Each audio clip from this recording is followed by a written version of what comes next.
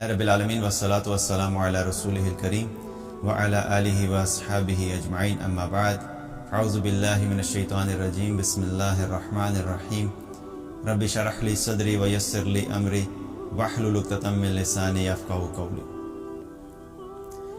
اس وقت اگر ہم امت مسلمہ کے حالات کی طرف دیکھیں تو ہر طرف سے ہمیں یوں لگتا ہے کہ جیسے مسلمانوں کے اوپر پوری دنیا سے لوگ جو ہیں مختلف جگہوں پہ، مختلف علاقوں میں مسلمانوں پہ ٹوٹ پڑے ہیں اور مسلمانوں پہ ظلم ہو رہا ہے۔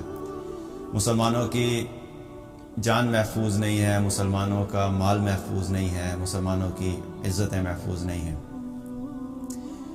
اور اس بارے میں خاص طور پہ ریسنٹلی جو حالات چل رہے ہیں پیلسٹائن کے اندر بھی، اس اعتبار سے پوری دنیا میں جو ہے مسلمان کوشش بھی کر رہے ہیں اور اپنے اپنے طور کے اوپر اس چیز کو ایڈریس کرنے کی کوشش کر رہے ہیں سوشل میڈیا کے ذریعے سے، اور جہاں جہاں پہ بھی پروٹیسٹ ہو سکتا ہے وہاں پہ پروٹیسٹ کیا جا رہا ہے تاکہ جو ظلم کیا جائے اس کو روکا جائے۔ ایک تو یہ ہے اس کا جو انسٹنٹ ریئیکشن جو ہم سب کی طرف سے آ رہا ہے، اور جو کہ ٹھیک ہے، اپنے اپنی کیپیسٹی میں ہر ایک انسان جہاں تک اس بات کو پہنچا سکتا ہے، آواز بلند کر سکتا ہے، اس کو کرنا چاہیے۔ لیکن اس سے کہیں زیادہ امپورٹنٹ کیا چیز ہے کہ ہم اس چیز کے اوپر فوکس نہیں کر پا رہے کہ ہم ان حالات میں پہنچے کس وجہ سے، اور جب تک ہم اس روٹ کاز کو ایڈریس نہیں کریں گے تب تک ہم ان حالات سے نکل نہیں سکیں گے اور حالات میں بہتری نہیں آئے گی۔ اور ان چیزوں کے بارے میں ہمیں 1400 سال پہلے رسول اللہ صلی اللہ علیہ وسلم نے بتا دیا تھا کہ امت مسلمہ کن کن حالات سے گزرے گی، اور ان حالات میں آنے کی وجہ وہ جو زوال ہوگا، جو ظلم ہوگا، جو مسلمان پستی میں چلے جائیں گے، اس کی وجوہات جو ہیں وہ ہمیں قرآن و سنت سے بہت ساری ملتی ہیں۔ اس کے اوپر ایک پہلے لیکچر بھی ہم کر چکے ہیں جو کہ امت مسلمہ کے زوال کی وجوہات، وہ ایک لیکچر پورا کیا ہوا ہے، وہ تھوڑا سا پہلے ہی کیا تھا، لیکن اگر کوئی لوگ سننا چاہیں تو اس میں ڈیٹیلز اویلیبل ہیں۔ لیکن آج ہم صرف ایک حدیث کے بارے میں بات کریں گے جو کہ ان حالات کے اعتبار سے بہت ساری جگہوں پہ آپ نے پڑھی بھی ہوگی، سنی بھی ہوگی، مختلف علماء اس حدیث کو بیان کر رہے ہیں، مختلف دعات جو ہیں اس حدیث کا ریفرنس دے رہے ہیں اور بات کر رہے ہیں۔ لیکن اگر ہم اس حدیث کو ذرا ڈیٹیل میں سمجھ جائیں اور ہم اپنی زندگی کے اندر ایک فیصلہ کر لیں کہ ہم نے ان چیزوں پہ فوکس کرنا ہے جو ہم بحیثیت امت مسلمہ انڈیویجولی بھی اس کے رسپانسبل ہیں، تو انشاءاللہ اللہ کی ذات سے امید ہے کہ آنے والے دنوں میں جو ہے وہ اللہ سبحانہ تعالیٰ ہمیں دوبارہ سے بحیثیت امت جو ہے وہ سربلندی عطا فرمائے گا اور ہمیں عزت عطا فرمائے گا۔ حدیث ابو داؤد کی ہے، اس کا مفہوم یہ ہے کہ نبی صلی اللہ علیہ وسلم نے فرمایا، صحابہ کے درمیان موجود تھے اور آپ نے فرمایا کہ عنقریب بہت سی امتیں تم پہ چڑھ دوڑیں گی اور ایک دوسرے کو اس طریقے سے بلائیں گی جس طریقے سے دسترخوان پہ لگے ہوئے کھانے کے اوپر لوگ ایک دوسرے کو بلاتے ہیں۔ تو وہاں پر موجود ایک شخص نے پوچھا، اللہ کے رسول صلی اللہ علیہ وسلم، کیا یہ اس وجہ سے ہوگا، شاید یہ اس وجہ سے ہوگا کہ ہم تعداد میں کم ہوں گے؟ تو آپ صلی اللہ علیہ وسلم نے فرمایا کہ نہیں، تم تعداد میں بہت زیادہ ہوگے لیکن تمہاری حیثیت ایسے ہوگی کہ جیسے پانی کے اوپر موجودہ جھاگ کی حیثیت ہوتی ہے، اور اللہ سبحانہ تعالیٰ دشمن کے دلوں سے تمہارے روب کو بھی نکال دے گا اور تمہارے دلوں میں ایک بیماری پیدا ہو جائے گی، وہن۔ تو اس شخص نے عرض کی، یا رسول اللہ وما الوہن، اللہ کے رسول صلی اللہ علیہ وسلم یہ وہن کیا چیز ہے؟ تو آپ صلی اللہ علیہ وسلم نے فرمایا، حب الدنیا و کراہیت الموت، دنیا کی محبت اور موت سے نفرت۔ اللہ سبحانہ تعالیٰ کا بڑا احسان ہے کہ اللہ تعالیٰ نے ہمیں رسول اللہ صلی اللہ علیہ وسلم کے ذریعے سے بہت ساری ایسی چیزوں کے بارے میں پہلے ہی بتا دیا کہ جو حالات آئیں گے ان حالات کے بارے میں بتایا، اور اس سے بڑی رحمت کی بات یہ ہے کہ ان حالات میں آنے کی وجوہات بھی بتا دی، اور پھر ان حالات سے نکلنے کا جو سلوشن ہے وہ بھی ہمیں پہلے سے بتا دیا گیا۔ اب اگر ہم اس حدیث کو تھوڑا سا غور سے دیکھیں تو اس کے اندر بہت سارے ہمارے لیے میسیجز ہیں۔ پہلی بات کیا ہے کہ نبی صلی اللہ علیہ وسلم بتا رہے ہیں کہ ایک وقت ایسا آئے گا کہ جب تمہارے اوپر امتیں چڑھ دوڑیں گی۔ اب حدیث کے بارے میں ذرا تھوڑی دیر سوچیں، کس وقت کی بات ہو رہی ہے کہ جب آپ صلی اللہ علیہ وسلم موجود ہیں، مسلمان جو ہے وہ مسلمانوں کو فتوحات کا سلسلہ شروع ہو چکا ہے۔ مدینہ کا اگر ہم دیکھیں، مدینہ کے بعد جو ہے جب مدینہ میں ریاست مدینہ قائم ہو چکی تھی اور اس کے بعد مسلمانوں کی فتوحات کا سلسلہ شروع ہو گیا تھا، مختلف علاقوں میں مسلمان جا رہے تھے اور مسلمان فتوحات جو ہو رہی تھیں اور فاتح قوم کی حیثیت سے آگے بڑھ رہے تھے اور تعداد بھی بڑھنا شروع ہو گئی تھی۔ تو ان حالات میں یہ سوچنا جو تھا وہ تھا کہ ایسے کیسے ہو سکتا ہے کہ ہم اتنے اسٹرانگ ہیں، اتنے طاقتور ہیں، ہمارے ساتھ اللہ کی مدد ہے اور ہم جہاں جاتے ہیں اللہ سبحانہ تعالیٰ ہماری نصرت کرتا ہے، ہماری مدد کرتا ہے، ہمیں فتح نصیب ہوتی ہے۔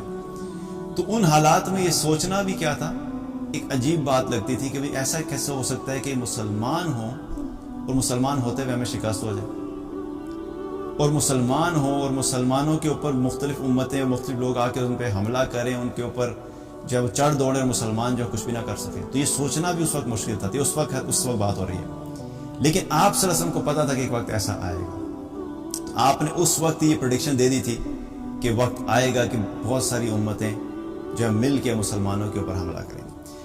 اور اس کی جو ایک بہت بڑی مثال اگر دیکھا جائے، ویسے تو مختلف اوقات میں مسلمانوں کے اوپر ظاہر بات ہے اپس اینڈ ڈاؤنز آتے رہے، لیکن ایک بہت بڑا جو سیٹ بیک ملا تھا مسلمانوں کو وہ کیا تھا، وہ ورلڈ وار 1 میں تھا، پہلی جنگ عظیم میں، جب ایک طرف فرانس اور برٹش امپائر تھی اور دوسری طرف جو تھے جرمنی تھا اور بھی بہت سارے جو کنٹریز تھے، اور انہی میں ایک سلطنت عثمانیہ بھی تھی۔ تو جب فرانس کو اور برٹش امپائر کو فتح ملی اور وہ لوگ کامیاب ہوئے، اس میں دے گاٹ دا وکٹری، اس کے بعد کیا تھا کہ سلطنت عثمانیہ جو ٹوٹ گئی، صرف تھوڑا سا حصہ جو تھا وہ مسلمانوں کے پاس رہا، لیکن اس کے علاوہ جو باقی بہت بڑا حصہ تھا وہ مسلمانوں کے ہاتھوں سے چلا گیا۔ اور اس وقت جب یہ ساری وکٹری ہو گئی تھی، تو وکٹری ہونے کے بعد یہ برٹش امپائر اور فرانس اور بھی جو ان کے الائز تھے، وہ ایک ٹیبل پہ پورا میپ رکھ کے بیٹھے ہوئے تھے، پورا ایک ٹیبل کے اوپر جو وہ میپ رکھ کے بیٹھے ہوئے تھے، اور اس کے اندر سلطنت عثمانیہ بھی تھی، مسلمان بھی تھے، اور وہ وہاں پہ بیٹھ کے یہ فیصلہ کر رہے تھے کہ اس کو کتنے حصوں میں ڈیوائیڈ کرنا ہے، اس کے کتنے ٹکڑے کرنے ہیں، کون سا حصہ تم لوگ ہیں، کون سا حصہ تم لوگ ہیں۔ تو سبحان اللہ، ایسا تھا کہ جیسے واقعی دسترخوان پہ لگے ہوئے مسلمانوں کے تمام ممالک تھے اور یہ فیصلہ کر رہے تھے کہ کون سے حصے کو تم کھاؤ گے، کون سے حصے کو تم کھاؤ گے۔ تو یہ وہاں پر حدیث 100% جو ہمیں محسوس ہوتا ہے کہ بالکل چاہے وہ ایگزیکٹلی جو پریڈکشن تھی وہ پوری ہوئی، اور آج بھی ایسا ہی ہے۔ جگہ جگہ پہ ہم دیکھیں تو مسلمانوں پہ کوئی ایک جگہ پہ نہیں بلکہ مختلف جگہوں میں مختلف طریقے سے مسلمانوں کو ان حالات کا سامنا کرنا پڑ رہا ہے۔ اور پھر دوسری بات یہاں پہ کیا پتہ لگتی ہے کہ وہاں پر جو شخص موجود تھے اس نے سوال پہلا کیا کہ کیا ہم تعداد میں کم ہوں گے؟ پہلی چیز جو ہوتی ہے ہم کیا سمجھتے ہیں، ہم ہر چیز کو سمجھتے ہیں کہ کسی بھی چیز کے بارے میں تعداد اگر آپ کے پاس زیادہ ہے تو پھر کیا ہے کہ آپ اسٹرانگ ہوں گے۔ اگر آپ کے پاس آپ بحیثیت امت آدمی زیادہ ہیں تو آپ کی اسٹرینتھ ہے، آپ کے پاس پیسہ زیادہ تو آپ کی اسٹرینتھ ہے، آپ کے پاس اگر سونا زیادہ تو آپ کی اسٹرینتھ ہے، جو بھی آپ کے ریسورسز ہیں اگر ان کی تعداد زیادہ ہے تو ہم اس کو کیا سمجھتے ہیں کہ وہ ہماری اسٹرینتھ ہے۔ تو سوال کیا اٹھا کہ شاید ہم تعداد میں کم ہو جائیں گے، کیونکہ ایسے کیسے ہو سکتا ہے کہ مسلمان اتنی بڑی تعداد میں ہوں اور اتنی بڑی تعداد میں ہونے کے باوجود مسلمانوں کے اوپر یہ حالات آ جائیں۔ جب یہ سوال کیا کہ کیا شاید ہم تعداد میں کم ہوں گے، تو آپ صلی اللہ علیہ وسلم نے اس کو بھی چاہے وہ کلیئر کر دے کہ نہیں، تعداد میں تم زیادہ ہو گے۔ تو یاد رکھیں کہ یہ صرف تعداد جو ہے یہ کافی نہیں ہے، بلکہ آگے کیا فرمایا کہ تعداد میں تو تم زیادہ ہوگے لیکن تمہاری حیثیت ایسے ہوگی کہ جیسے پانی کے اوپر موجود جھاگ ہوتی ہے اس کی حیثیت ہوگی۔ اب جھاگ اگر آپ نے کبھی دیکھی ہو کہیں پہ بھی، اگر آپ کسی ایسی جگہ پہ گئے ہوں سی سائڈ کے اوپر یا کہیں پہ جہاں پہ بالکل کنارہ ہوتا ہے تو پانی ٹکراتا رہتا ہے، تو اس سے کیا ہوتا ہے، اس سے جھاگ اکٹھی ہوتی رہتی ہے۔ اب وہ دیکھنے میں چاہے جتنی مرضی زیادہ لگ رہی ہو آپ کو، لیکن جو ہی آپ جائیں گے اور آپ اس کو ہاتھ میں ہی اٹھائیں گے تو کیا ہوگا، بالکل ختم ہو جائے گا، اس کی کوئی ویلیو نہیں ہے۔ اور اسی کے مقابلے میں اگر جتنی تعداد میں آپ کو جھاگ نظر آ رہی ہے، اگر آپ کو بتایا جائے کہ اتنی تعداد میں یہاں پہ سونا پڑا ہے سو ڈونٹ یو تھنک کہ وہ سونا اتنی تعداد میں ویلیویبل ہے؟ ظاہری طور پہ نظر آ رہا ہے لیکن اس کی قیمت بھی ہے، والیوم بھی ہے اور اس کی قیمت بھی ہے۔ جھاگ کا والیوم ہے لیکن اس کی کوئی قیمت نہیں ہے، اور اگر آپ کو یہ کہا جائے جاؤ یا جا کے جھاگ بیچ کے آؤ تو کیا بیچیں گے کیا؟ وہ ہاتھ میں ختم ہو جائیں گی۔ مطلب بتانے کا ہے کہ ایبسولوٹلی نو ویلیو، کوئی حیثیت نہیں ہوتی جھاگ کی، صرف نمبر نظر آ رہا ہوتا ہے آپ کو، ایک بڑا ایریا نظر آ رہا ہوتا ہے لیکن اصل میں اس کی زیرو ویلیو ہوتی ہے۔ آج اگر دیکھا جائے تو امت مسلمہ کے اندر ہماری کیا تعداد کم ہے؟ We are 25% of the global world population. پوری دنیا کا ہم 25% ہیں۔ 7 ارب انسانوں میں سے 2 ارب مسلمان ہیں، لیکن ہماری کیا حیثیت ہے؟ سبحان اللہ، ہم اس جھاگ کی طرح ہی ہیں۔ اگر ہم 2 ارب مسلمانوں کو کھڑا کر دیا جائے ایک جگہ پہ تو ایسے ہی لگے گا کہ ایک بہت بڑی جھاگ ہے، لیکن بیچ میں اس کا وزن کیا ہے، کیا کوالٹی ہے، کیا قیمت ہے ہماری۔ اور اس کے بارے میں دیکھا جائے تو اصل بات جو میٹر کرتی ہے وہ تعداد میٹر نہیں کرتی۔ تعداد میں تو مسلمان بدر میں بھی بہت کم تھے، احد میں بھی بہت کم تھے، اور ہسٹری میں چلے جائیں تو پیچھے بہت ساری ایسی سچویشن گزری جہاں پہ بہت ہی چھوٹی سی تعداد ہوتی تھی، بہت سی چھوٹی سی جماعت ہوتی ہے، اللہ تعالیٰ اس کو فتح عطا فرما دیتا تھا۔ تو تعداد میٹر نہیں کرتی، it's not about the quantity, it's about the quality. آج ہمارے پاس اگر دیکھا جائے تو ہمارے پاس کوالٹی مسلمز نہیں ہیں، ہم ایک موب کی طرح ہیں، ہم ایک ریوڑ کی طرح ہیں کہ 2 ارب کا ایک ریوڑ ہے جس کی پوری دنیا کے اندر کوئی حیثیت نہیں۔ تعداد تو بہت زیادہ ہے، اور ویسے بھی دیکھا جائے تو اللہ سبحانہ تعالیٰ کے نزدیک بھی اب یہ جو ویلیو ہوتی ہے، جو حیثیت ہوتی ہے، یہ کس وجہ سے ہوتی ہے؟ آج امت مسلمہ یہ سمجھتی ہے کہ ہمارے پاس وسائل آ جائیں گے اور پیسہ آ جائے گا اور گولڈ آ جائے گا اور آئل آ جائے گا تو ہم جو ہے وہ دوبارہ سے جو ہے نا بہت بہترین ہو جائیں گے۔ انسان کی بلکہ مسلمانوں کی اللہ کے نزدیک جو حیثیت اور ویلیو ہے وہ کس بنیاد کے اوپر ہے؟ وہ ایمان کے اوپر ہے، وہ تقوی کے اوپر ہے، وہ اللہ کی اطاعت کے اوپر ہے، وہ اللہ کے رسول صلی اللہ علیہ وسلم کی اطاعت کے اوپر ہے۔ جو شخص ان چیزوں میں جتنا آگے ہوگا اللہ کے ہاں اس کی اتنی ہی زیادہ قیمت ہوگی۔ ایک مرتبہ ایک حدیث میں آتا ہے، آپ صلی اللہ علیہ وسلم نے فرمایا کہ قیامت والے دن اللہ تعالیٰ ایک ایسے شخص کو لے کر آئے گا جو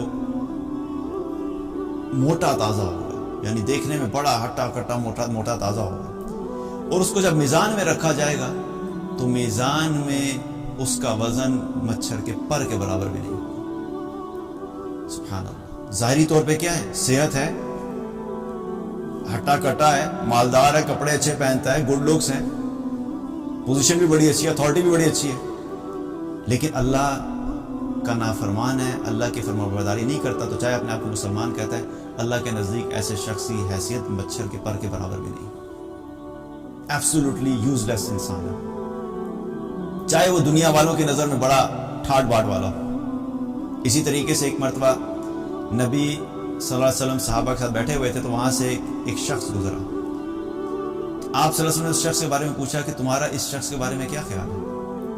تو وہاں پہ جو لوگ موجود تھے انہوں نے کہا اللہ کے رسول صلی اللہ علیہ وسلم، یہ وہ شخص ہے کہ اگر یہ کسی کو نکاح کا پیغام بھیجے، اگر یہ کسی کو نکاح کا پیغام بھیجے تو اس کے نکاح کے پیغام کو قبول کر لیا جائے، اگر یہ کسی کی سفارش کرے اس کی سفارش کو بھی قبول کر لیا جائے۔ آپ صلی اللہ علیہ وسلم خاموش رہے۔ پھر تھوڑی دیر بعد ایک اور شخص گزرا، آپ نے پوچھا کہ تم لوگوں کا اس کے بارے میں کیا خیال ہے؟ تو لوگوں نے عرض کیا اللہ کے رسول صلی اللہ علیہ وسلم، یہ وہ شخص ہے کہ اگر یہ کسی کو نکاح کا پیغام بھیجے تو اس سے کوئی نکاح نہ کرے، اگر یہ کسی کی سفارش کرے تو اس کی سفارش نہ سنی جائے، اگر یہ کوئی بات کرے تو اس کی بات کو کوئی اہمیت نہ دی۔ آپ صلی اللہ علیہ وسلم نے فرمایا کہ وہ جو شخص پہلے گزرا تھا، اگر اس طرح کے لوگوں سے ساری دنیا بھر دی جائے تو یہ ایک شخص ان تمام لوگوں کی نسبت بھاری ہے۔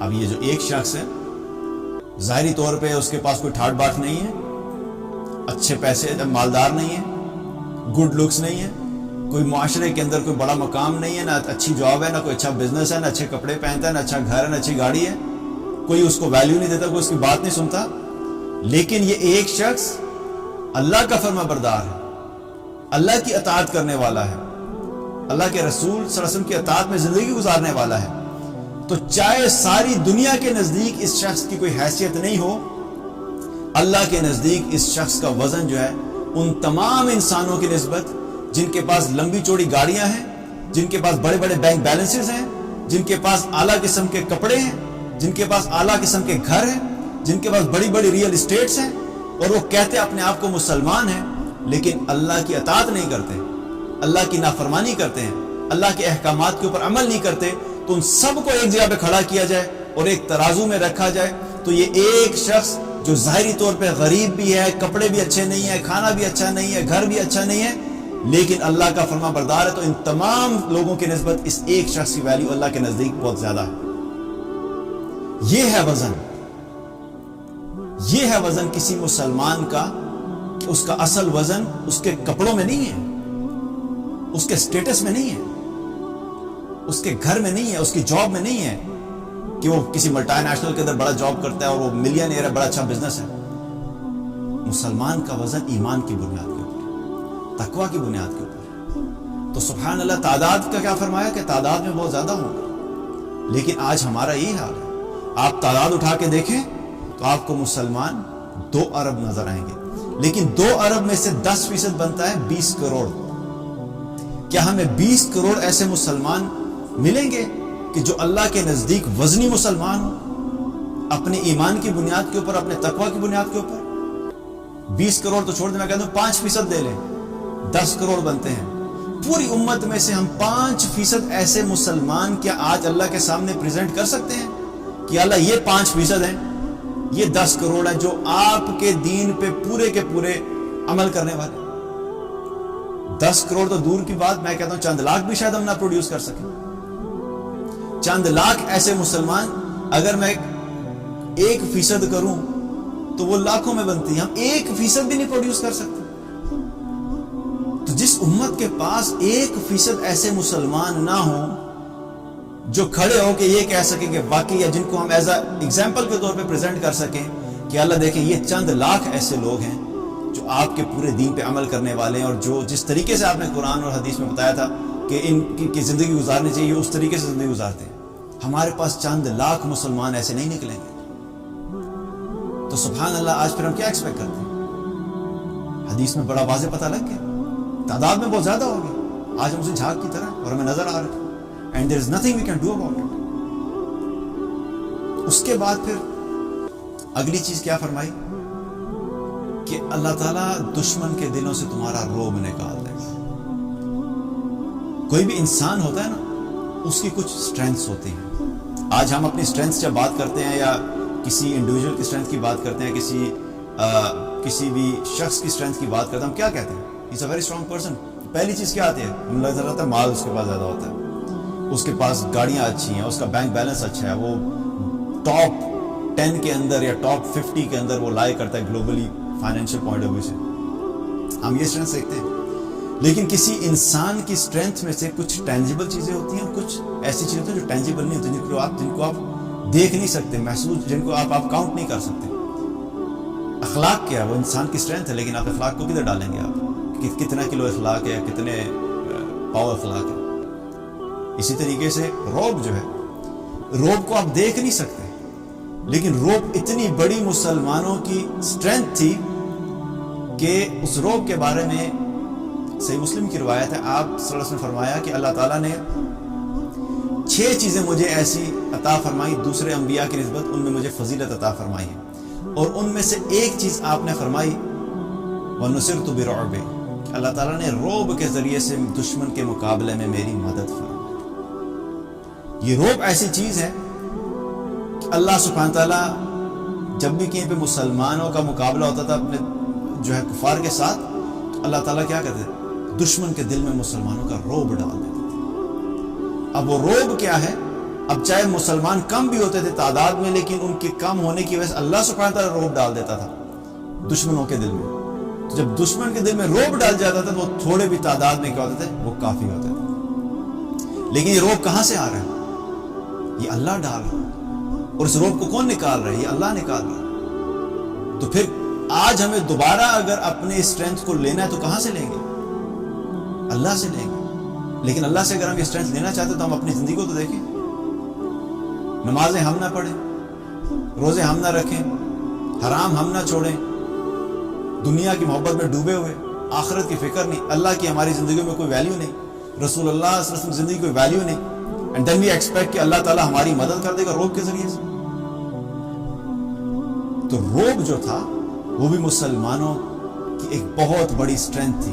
اور حدیث سے کیا پتہ لگتا ہے؟ اللہ تعالیٰ وہ اسٹرینتھ بھی لے لے گا.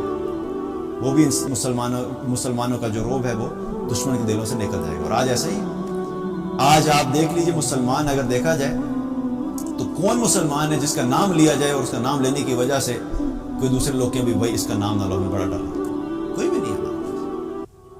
ہم ٹوٹے ہوئے بالکل بکھرے پڑے ہوئے ہیں اپنی ذاتی انڈیویجول کیپیسٹی میں بھی اور کلیکٹیو اس میں، کیونکہ ہم نے اللہ کو چھوڑ دیا. جب اللہ کو چھوڑ دیا تو پھر آپ اللہ سے مدد کیا ایکسپیکٹ کرتے ہیں؟ پھر اس کے بعد آپ صلی اللہ علیہ وسلم فرمائی جو حدیث کا جو آخری حصہ ہے، that is the most important point جو میں فوکس کرنے والا ہوں، کہ اللہ تعالیٰ تمہارے دلوں میں ایک بیماری پیدا کر دے گا، اور وہ واہن. اور واہن کے بارے میں جب پوچھا گیا کہ واہن کیا، تو آپ نے کیا فرمایا؟ دو چیزیں فرمائی، حب الدنیا و کراہیت الموت. دنیا کی محبت اور موت سے نفرت. آج اگر ہم دیکھیں تو ہم میں سے اکثر مسلمانوں کی زندگی میں کیا ہے؟ دنیا سے ایسی محبت ہے کہ دنیا کی زندگی، دنیا میں ہماری جو زندگی گزری اس میں کسی قسم کی ہم کمی کو بالکل افورڈ ہی نہیں کر سکتے، اور دنیا کی زندگی کو بہتر بنانے میں لگے. اللہ تعالیٰ نے قرآن میں فرمایا کلا بل تحبون العاجلہ وتذرون الآخرہ. تم جلدی مل جانے والی یعنی دنیا سے بڑی محبت رکھتے ہو اور تم اپنی آخرت سے غافل و بھولے بیٹھے ہو. بل تؤثرون الحیات الدنیا والآخرۃ خیر وابقیٰ. تم دنیا کی زندگی سے بڑے انسپائرڈ ہو، بڑا اثر لیتے ہو، ہر چیز دیکھ کے تمہیں بڑی متاثر کرتی ہے. واو، اس کی گاڑی دیکھو، اس کے کپڑے دیکھو، اس کا گھر دیکھو، یہ برانڈ دیکھو، یہ نئی چیز آ گئی، اتنا اثر لیتے ہو تم. بل تؤثرون الحیات الدنیا والآخرۃ خیر وابقیٰ. جبکہ آخرت جو ہے وہ بہتر بھی ہے اور وہ باقی رہنے والی بھی. اللہ تعالیٰ نے قرآن میں بار بار یہ ہمیں ریمائنڈ کرایا کہ دنیا کی محبت میں مت ڈوبنا، دنیا کے پیچھے مت بھاگنا، دنیا سے اثر مت لینا، اس کی اصل حقیقت کو سمجھنا. یہ ختم ہو جانے والی ہے، یہ غرور ہے، یہ دھوکہ ہے، یہ بہت تھوڑے عرصے کی چیز ہے، یہ متاع الغرور ہے، یہ متاع قلیل ہے. اس کے پیچھے مت بھاگنا. جس چیز سے اللہ نے منع کیا تھا ہم اس چیز سے بھاگنا شروع. اور آخرت کے بارے میں بار بار اللہ تعالیٰ نے فرمایا تھا دیکھو آخرت بہتر ہے، ہمیشہ کا گھر ہے، باقی رہنے کی جگہ ہے، وہاں پہ فوکس کرنا، اس کو فوکس کرنا، اس کو اپنے ہاتھ سے مت جانے دینا. اور ہم نے الٹا وہی کام کیا، ہم آخرت کو بھول بیٹھے اور دنیا کے غلام بن کے بیٹھے. ایک حدیث میں آتا ہے آپ صلی اللہ علیہ وسلم نے فرمایا کہ مجھے اس بات کا اندیشہ نہیں ہے کہ تم پہ فقر آ جائے گا، بلکہ میں اس چیز سے ڈرتا ہوں کہ تم پہ دنیا فراخ کر دی جائے گی جیسے تم سے پہلی امتوں کے اوپر دنیا کھول دی گئی تھی، اور پھر تم بھی اس میں ویسے ہی رغبت کرو گے جیسے تم سے پہلی امتوں نے رغبت کی، اور یہ پھر تمہیں بھی ویسے ہی ہلاکت سے دوچار کر دے گی جس طرح اس نے تم سے پہلی امتوں کو ہلاک کیا. فقر کا ڈر نہیں تھا اللہ کے رسول صلی اللہ علیہ وسلم کو کہ تمہارے پاس مال کم ہو جائے گا، تم اچھے برانڈ نہیں پہن سکو گے، تم اچھے کھانے نہیں کھا سکو گے، اچھے ریسٹورنٹس میں نہیں جا سکو گے، اچھی گاڑیاں نہیں رکھ سکو گے، تمہارا لائف سٹائل جو ہوگا وہ لیوش قسم کا نہیں ہوگا. اس چیز کی فکر نہیں تھی، بلکہ بتایا کہ یہ ہوگا، مال آئے گا تمہارے پاس، مال کی فراوانی ہوگی. اور قیامت میں کی نشانیوں میں سے بھی ایک نشانی یہ ہے جو حدیث سے پتہ لگتا ہے کہ مال کی جو کثرت ہو جائے گی. اور آج آپ دیکھیے، آج سے 20 سال پہلے دیکھیں اگر لوگوں کے پاس جو مال کے حالات اور آج جو دیکھا جائے تو میں حیران ہوتا ہوں کبھی کبھی کہ ہم سوچ بھی نہیں سکتے تھے کہ وہ شخص جس کے پاس کھانے کے لیے کچھ نہیں تھا وہ لینڈ کروزر کے اندر پھر رہا ہے، وہ BMW رکھی ہوئی ہے اس نے، बड़ी बड़ी गाड़ियां, आला किस्म के घर हैं, तो माल आया, जैसे भी आया, जहां से भी आया, लेकिन माल तो आया। तो माल की कसरत होगी, उम्मत के पास आज माल की कमी थोड़ा ही है, लेकिन वो माल किस काम का? तो दुनिया की मोहब्बत पहली चीज आप सल्लल्लाहु अलैहि वसल्लम फरमाई कि किस वजह से तुम लोगों पे ये हालात आएंगे। और अगर इसको नीचे से शुरू किया जाए हदीस को समझने के इस एतबार से, तो आप यूं समझ लीजिए कि ये दो काम हम करेंगे, दुनिया की मोहब्बत और मौत से नफरत, तो इन दो कामों की वजह से तुम पे ये सब चीजें आएंगी। तो दूसरी चीज क्या फरमाई कि मौत से नफरत। मौत से नफरत, मौत क्या है? ये दो दुनिया है, हमें ये समझनी चाहिए बात। एक हमारी दुनिया जिसमें हम रह रहे हैं, जिसमें हमारा जिस्म और हमारी रूह एक जगह पे है, और फिर जब इंसान मरता है तो मरने के बाद एक और दुनिया में चला जाता है, जिसको आलम बरज़ख कहते हैं। और ये जो मौत होती है, आप यूं समझ लें कि ये मौत हमें इस दुनिया से निकाल के, इस जिस्म से रूह निकालती है, और फिर इस रूह को उठा के एक दूसरी दुनिया में फेंक दिया जाता है। तो मौत जो है वो एक ट्रांसफर मैकेनिज्म है कि मौत हमें इस दुनिया से दूसरी दुनिया में ट्रांसफर कर देगी। अब इस दुनिया को देखा है तो हमने इस दुनिया को देखा है, इस दुनिया में माल की मोहब्बत है, घरों की मोहब्बत है, गाड़ियों की मोहब्बत है, ब्रांड्स की मोहब्बत है, अच्छे कैरियर्स की मोहब्बत है, अच्छी जगहों पे रहने की मोहब्बत है, अच्छे मुल्कों में चले जाएं हम, एक भूत सवार है हमारे ऊपर, सिर्फ दुनिया दुनिया दुनिया, क्योंकि देखा ही वही है, नजर ही वही आ रहा है। अपनी आंखों से जो देखते हैं तो उसका यकीन हमारे दिल में बैठा हुआ है, लेकिन आखिरत को देखा कोई नहीं, कब्र को देखा कोई नहीं, मुनकर नकीर को देखा कोई नहीं, फरिश्ते जब रूह कब्ज करने के लिए आते हैं उनको देखा कोई नहीं, तो उसका यकीन भी दिल में नहीं है। लेकिन यकीन दिल में ना होने की वजह से ये थोड़ी है कि आप इन चीजों से भाग जाएंगे। मौत तो आएगी, बिलियनियर को भी आएगी, ट्रिलियनियर को भी आएगी, और जो गरीब है, जो दो वक्त की रोटी मुश्किल से खाता है, उसको भी आएगी। तो ये मौत जो है, मौत को इंसान फितरती तौर पे नापसंद करता है, लेकिन मौत असल में देखा जाए तो ईमान वाले के लिए क्या है? जो ईमान वाला है, मौत उसके लिए खुशखबरी है। जिसके दिल में इस बात का यकीन है कि दुनिया घटिया चीज है, ये दुनिया कचरा है, ये दुनिया सिर्फ गम की जगह है, परेशानियों की जगह है, डिप्रेशन की जगह है, इसमें कोई लज्जत नहीं है। जिसके दिल में यकीन है और वो दुनिया की जिंदगी में अपने रब की अताअत में, अपने रब की मोहब्बत में जिंदगी गुजारता है, तो जिस अल्लाह से वो मोहब्बत करेगा, तो उस अल्लाह से मिलने का उसको शौक नहीं होगा, उसका दिल नहीं चाहेगा कि जाके मैं अपने महबूब को देखूं तो सही वो कैसा है। आज हमारे दिलों में अल्लाह से मुलाकात का शौक है। एक हदीस में आता है, आप सल्लल्लाहु अलैहि वसल्लम ने फरमाया, जो शख्स भी अल्लाह से मुलाकात को पसंद करता है, अल्लाह ताला उससे मुलाकात को भी पसंद करता है, और जो शख्स अल्लाह ताला से मुलाकात को नापसंद करता है, अल्लाह ताला भी उससे मुलाकात को नापसंद करता है। अल्लाह से मुलाकात कैसे होगी और कब होगी? मौत के बाद होगी। तो क्या वाकई हम अपने आप से पूछें, आज हम तैयार हैं, हम अल्लाह से मुलाकात करना चाहते हैं?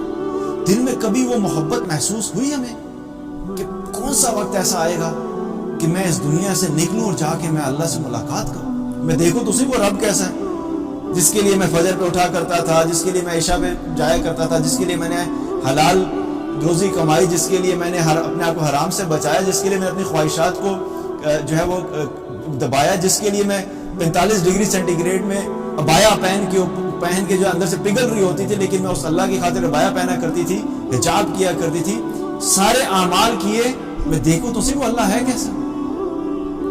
तो उस अल्लाह को देखने का तरीका क्या? वो मौत है। तो मौत से मोहब्बत कौन करेगा? जिसको पता है कि जब मैं मरूंगा तो मैंने जाके अपने रब को देखना, और मैं अपने रब को देख के राजी होऊंगा, मैं खुश होऊंगा और मेरा रब मुझसे राजी होगा। लेकिन जिसने तैयारी नहीं की अपने रब से मुलाकात की, जिसने तैयारी नहीं की कब्र के अंदर सवालों की, जिसने तैयारी नहीं की आने वाले वक्त को फेस करने की, वो क्यों मौत से मोहब्बत करेगा? आज उम्मत मुस्लिमा क्यों मौत से मोहब्बत नहीं करती? क्योंकि हमने अपनी आखिरत के लिए तैयारी नहीं की। What do we have in our hand? हमारी सारी मोहब्बत तो हमारी इस दुनिया के लिए, माल से मोहब्बत, औलाद से मोहब्बत, जॉब से मोहब्बत, बिजनेस से मोहब्बत, गाड़ी से मोहब्बत, आखिरत की भी मोहब्बत कोई नहीं और अल्लाह की भी मोहब्बत कोई। तो फिर क्यों मौत से जो मोहब्बत हो? لیکن صحابہ جو تھے وہ کیا تھے؟ صحابہ کو کلیئرٹی تھی اس چیز کی کہ دنیا کی زندگی دھوکہ ہے، اس کو چھوڑ کے چلے جانا. انہیں ساری زندگی اپنی آخرت کو بہتر کرنے کے لیے اور اس رب سے ملاقات کی تیاری کے لیے. اور پھر جب وقت آیا تو پھر وہ تیار تھے، ان کو اس مسئلہ نہیں تھا. آج ہم کیوں ڈر جاتے ہیں، ہم کیوں خوفزدہ ہوتے ہیں، کیوں نہیں ہم چاہتے کہ ہم اس دنیا سے جائیں؟ اسی وجہ سے کہ ہم نے کبھی اللہ کی محبت ہی اپنے دل میں سچی محسوس نہیں کی، اور اس محبت کے نتیجے میں اللہ سے ملاقات کی تیاری ہی نہیں کی. اور ہمیں پتہ ہے کہ اگر ہم اس دنیا سے گئے تو پتہ نہیں ہمارے ساتھ آگے کیا ہونے والا ہے. That's why we don't like it. دو چیزیں جو ہیں اگر دیکھا جائے تو یہ وہ دو چیزیں ہیں جو اس امت سے نکلی اور اس امت کے اوپر یہ سارے حالات آئے. ایک چیز کیا ہے کہ اللہ سے ملاقات کا شوق نکل گیا، یا یوں کہہ دیجئے کہ دو وجوہات ہیں جو کہ اس امت میں آئیں اور ان کی وجہ سے باقی حالات بھی آئے. پہلی چیز دنیا سے محبت، دوسری چیز موت سے نفرت. سولوشن کیا نظر آتا ہے پھر ہمیں؟ سولوشن بھی یہی ہے، ان دو چیزوں کو ایڈریس کر لو. اپنے اندر سے دنیا کی محبت کو نکال دو، مال کی محبت کو نکال دو، گاڑیوں کی محبت کو نکال دو، اور اس دنیا کو حقیر سمجھ کے زندگی گزارو. جب اس دنیا کی محبت نکلے گی آخرت کی محبت آٹومیٹیکلی آ جائے گی. اور دوسری چیز، اس دنیا میں لمبے چوڑے پلانز بنانا بند کریں کہ ہم نے جیسے مرنا ہی نہیں ہے. اللہ سے ملاقات کا شوق پیدا کرو، اللہ کے سامنے سجدے کرو، اللہ کی اطاعت کرو، تاکہ ہم جب اللہ سے ملنے کے لیے تیار ہوں گے تو ہمیں موت کا ڈر نہیں ہوگا.